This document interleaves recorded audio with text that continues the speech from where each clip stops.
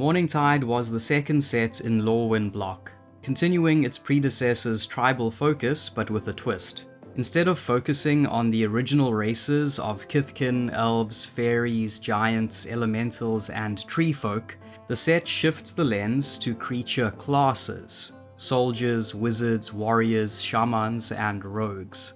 The world is still tribal, but now it's defined by what you do, not just who you are.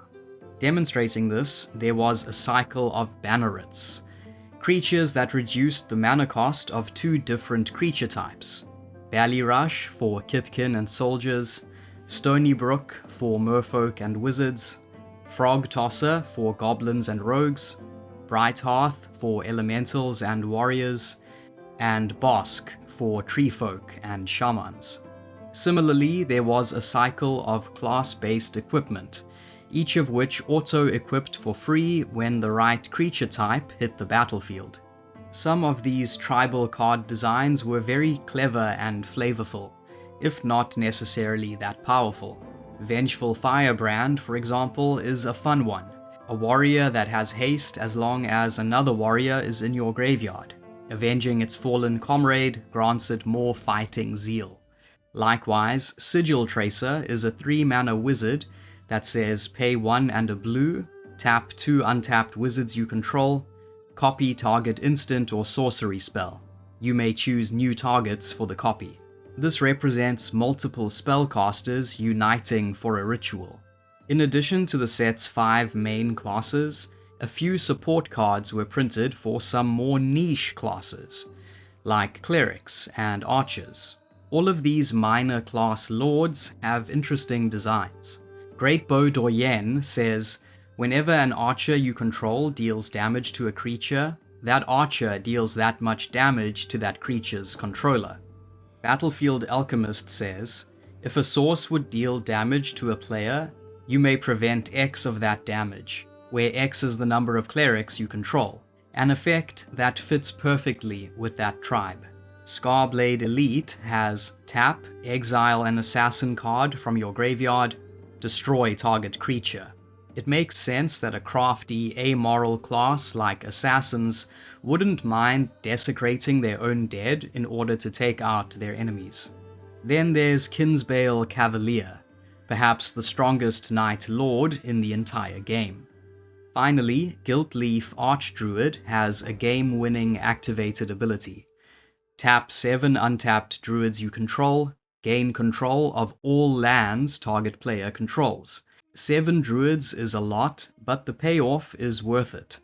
This effect is also amazingly flavorful, as druids are nature-focused and in tune with the land. Gather a bunch of them together, and they can make your opponent's lands switch allegiances. 3 new mechanics also conveyed this fresh tribal direction. These were Prowl, Kinship, and Reinforce. Prowl is a stealthy twist meant for rogues. If one of your creatures that shares a type with the card dealt combat damage to a player this turn, you can cast the Prowl spell for a cheaper alternate cost. Take Latchkey Fairy, for example. It normally costs 4 mana, but if a fairy or rogue has connected in combat, you can sneak it in for just 3. Some Prowl cards even unlock bonus effects if you've cast them via their Prowl cost. Notably, although Prowl only appeared on rogues in this set, it does in theory apply to any creature type, meaning it could make a future comeback in a different form. The ability Kinship, meanwhile, plays a guessing game with your deck. At the start of your upkeep, peek at the top card of your library. If it shares a creature type with the creature that has Kinship, you can reveal it and get a special effect. Finally, Reinforce lets you turn cards in hand into raw power on the battlefield. For a small cost, you can toss a card and give a creature +1/+1 counters, fueling synergies with tribal creatures that care about counters. The effect adds flexibility and keeps weaker cards from sitting dead in your hand. However, this is the weakest of the mechanics, and most of its cards were underwhelming. In addition to these mechanics, each of the classes had its own strategies and gameplay style. Rogues, for instance, were all about tempo, aggression, and clever sequencing, with an arsenal of slippery one-drops like Prickly Boggart, Moth Dust Changeling, and Marrow Wit Sniper. It wasn't hard to get your Prowl triggers online by turn 2. From here, cards like Stink Drinker Bandit, Cloak and Dagger, Earwig Squad, and the infamously swingy Notorious Throng kept the pressure high. If rogues are precision tools, warriors are sledgehammers. Morningtide gave them one of the strongest pieces of tribal equipment ever printed in Obsidian Battle Axe, significantly speeding up their game plan. The class appeared over elementals, giants, and elves, creating potent pairings like Imperious Perfect and Bramblewood Paragon. In terms of shamans, cards like Wolfskull Shaman, Sensation Gorger, and Leaf-Crowned Elder turned the top of your library into a source of potential value. Harbingers and Clash cards helped you choreograph the perfect top deck. And let's not forget the alternate Shaman aggro strategy. Rage Forger was the face of it, one of the coolest tribal lords from this block. The Forger was usually flanked by the usual Flamekin suspects: Smokebraider, Flamekin Harbinger, Incandescent Soulstoke, and Ashling the Pilgrim. Soldiers in Morningtide march to the rhythm of +1/+1 counters. They benefit more from reinforce effects than any other class. Their fiercest weapon was Preeminent Captain. Free creatures are rarely a bad thing. This 3-mana 2/2 lets you cheat huge soldiers onto the battlefield, like Captain of the Watch, or Darien, or indeed Morophon. Wizards, appearing across merfolk and fairies, leaned into reactive strategies built on tricks, tempo, and inevitability. They benefited from nifty tribal cantrips like Sage's Dowsing and Stream of Unconsciousness. Finally, there were the greater elementals. Where Lorwyn's evoke elementals had impactful ETB effects, Morningtide introduced elementals that triggered on death. Spite Bellows was a budget Flametongue Kavu, while Offal Snout became a graveyard hate tool in Pauper. The most notable was Revilock, a major player in Standard and part of several notorious infinite loops, thanks to its interaction with low-power clones like Body Double.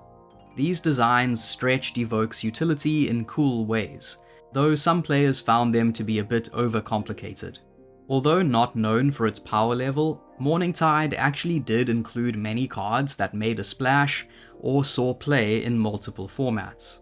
For example, it introduced 2 new tribal lands, the 5-color Primal Beyond for elementals, and the 3-color Murmuring Bosk for treefolk, the latter of which crucially has the forest subtype, making it tutorable with fetch lands or treefolk Harbinger.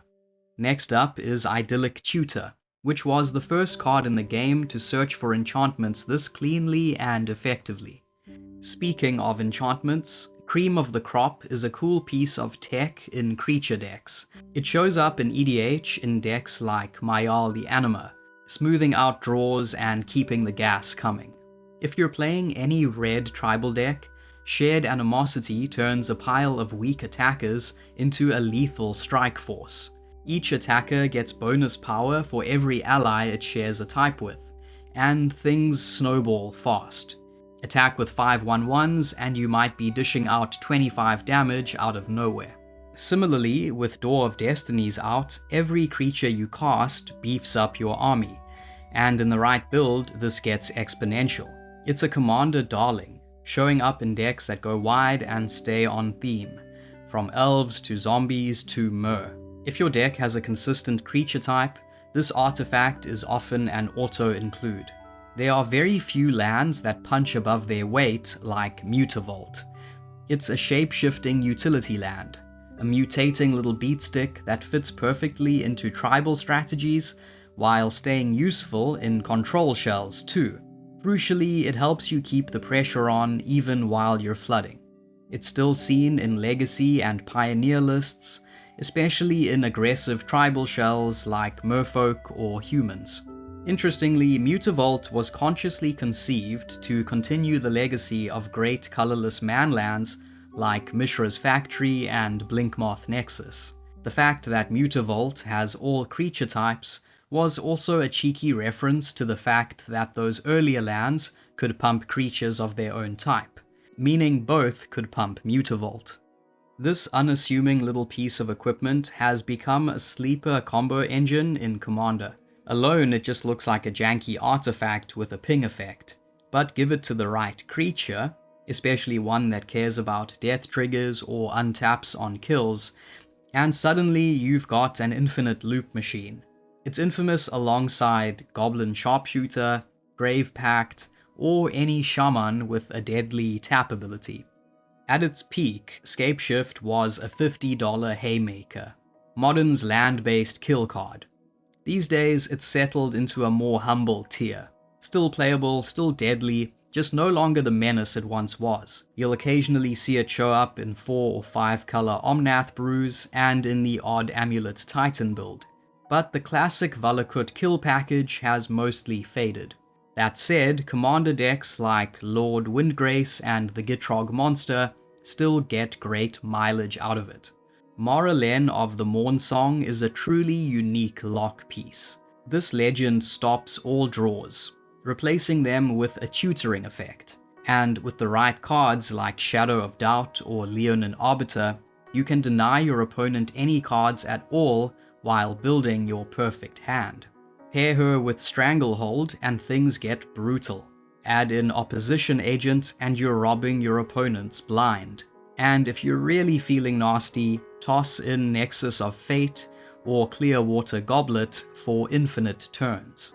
Even after all these years, Bitter Blossom still casts a long shadow. Newer cards like Dreadhorde Invasion and Skrelv's Hive have tried to mimic its formula. Cheap enchantment, steady army, but none quite match the eerie elegance of the original. For just 2 mana, you can summon a growing horde of flying fairy rogues, turn after turn, and with tribal payoffs or sacrifice synergies, the value piles up fast. It's not a constructed staple anymore, and its price has been falling with each reprint, but make no mistake, Bitter Blossom still rules the roost. Negate debuted in Morningtide and has been reprinted countless times since. Simple, surgical, and omnipresent. A fine-tuned design. Recross the Paths is an integral piece of Oops All Spells decks. If you have no lands left in your deck, Recross the Paths lets you rearrange your library as you choose. Within R&D, this card highlighted the need for randomness when putting cards on the bottom of a library. This red 3-drop has spawned all sorts of strange brews. Some decks go all in with 48 lands, 4 crushes, 4 flings, and 4 treasure hunts. Others use him to fill the graveyard for splendid reclamation, and then drop a lethal Valakut kill. Whatever the route, Countryside Crusher is a ton of fun. One of the most iconic tempo creatures ever printed. Flash, flying, and hand disruption. This fairy defined interactive control decks for a long time. It's better than it might look to newer players. It takes away the best card in your opponent's hand, and while they do draw a card to replace it, odds are the new card will be substantially worse than the one they lost. Some lore trivia for you. The 3 fairies in the Vendilion clique are named Visa, Endri, and Ileona. A foundational piece in Legacy and Modern Elves decks. The fact that Heritage Druid taps summoning sick creatures for mana makes it explosively powerful. It only lets you tap your elves in increments of 3, but this proved to be only a mild drawback. All in all, Morningtide is a curious beast. It tried to look at tribal synergies from a new angle. The lords and the class-based equipment stitched these ideas together in a surprisingly elegant way. Even weaker cards still pulled thematic weight, serving as brushstrokes in a wider genre-bending canvas. And while the power level wasn't sky high, the set's long-term impact speaks for itself. Overall, Morningtide didn't abandon Lorwyn's whimsy. It just sharpened it into something edgier, more mechanical, more deliberate. It was admittedly a little too clunky and complicated, but that's also part of the set's charm. Until next time, thanks for watching. If you enjoyed this video, please like, subscribe, and consider joining my Patreon.